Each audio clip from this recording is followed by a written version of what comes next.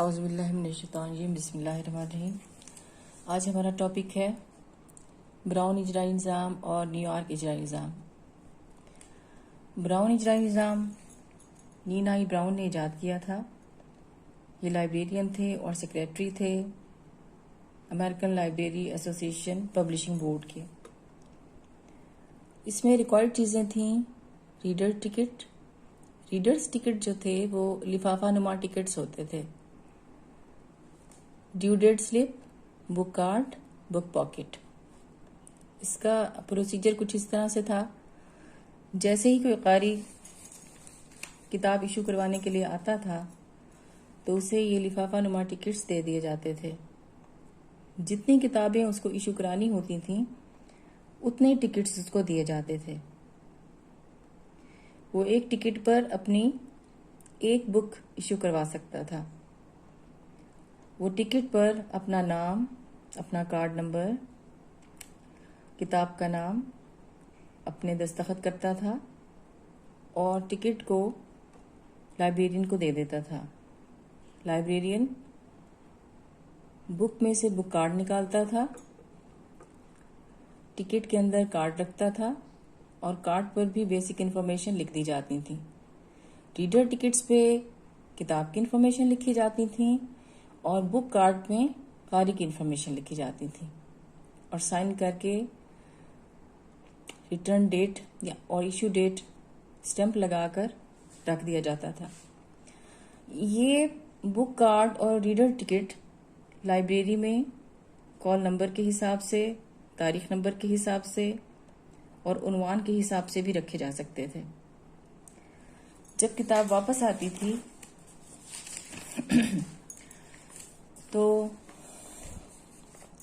قاری کو رسید ریڈرز ٹکٹ واپس کر دی جاتی تھی یا ضائع کر دی جاتی تھی اور بک کارڈ کو بک کے اندر واپس رکھ دیا جاتا تھا۔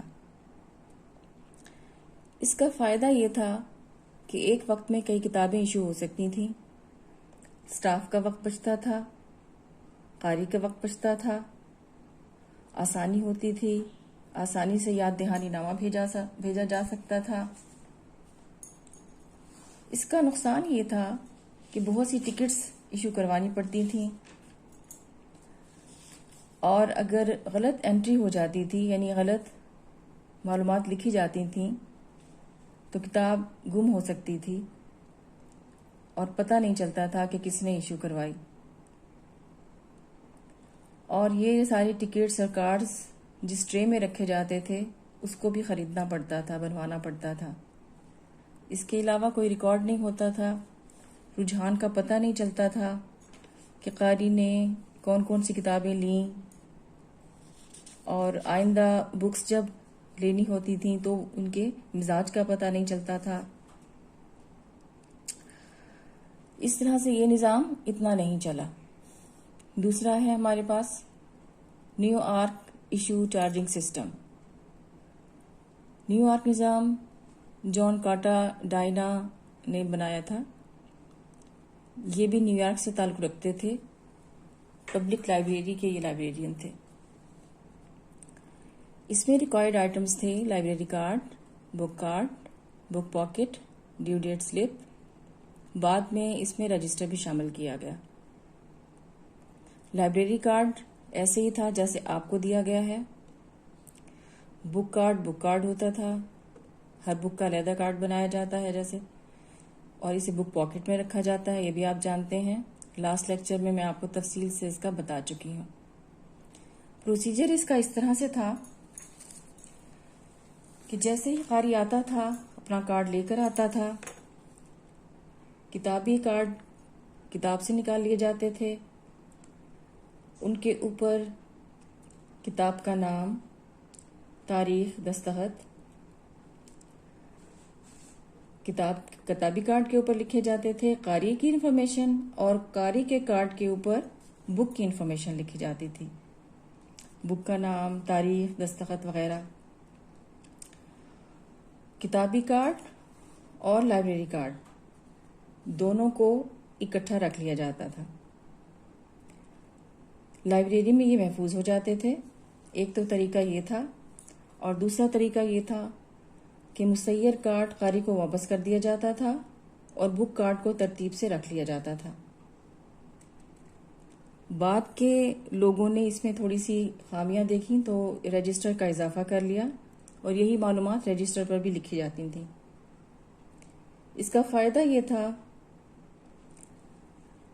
کہ کتاب کو پتہ چل جاتا تھا کہ کس کو جاری کی گئی ہے، کیونکہ بک کارڈ اور ریڈرز کارڈ دونوں لائبریری میں موجود ہوتے تھے۔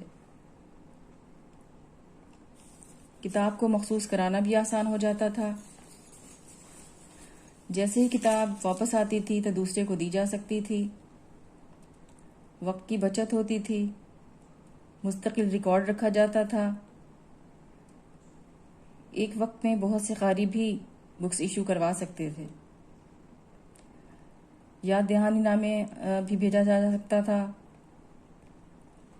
مسئلہ یہ تھا کہ اگر غلط نمبر درج ہو گئے ہیں تو کتاب گم ہو سکتی تھی، قاری کا اپنا کارڈ گم ہو جاتا تھا تو مسئلہ ہو سکتا تھا، قاری اگر کارڈ واپس نہ لائے تو رسید دینی پڑتی تھی۔ اس طرح سے پرابلمز ہوتے تھے۔ تو ان پرابلمز کو حل کرنے کے لیے بعد کے لوگوں نے اس میں ایک رجسٹر کا اضافہ کر دیا۔ ان کا مقصد یہ تھا کہ جاری اور واپس آنے والی کتابوں کا ریکارڈ رکھا جائے، لوگوں کے رجحان کا پتہ چلے، اور اگر کوئی پرابلم ہو تو کتاب کو واپس منگایا جا سکے۔ تو اس مقصد کے لیے ان کارڈز، ٹکٹس وغیرہ کے ساتھ ساتھ رجسٹر بھی رکھا جانے لگا، اور تھوڑے بہت فرق کے ساتھ نیو آرک سسٹم تقریباً تمام لائبریریز میں اور چھوٹی لائبریریز میں آج بھی استعمال ہو رہا ہے۔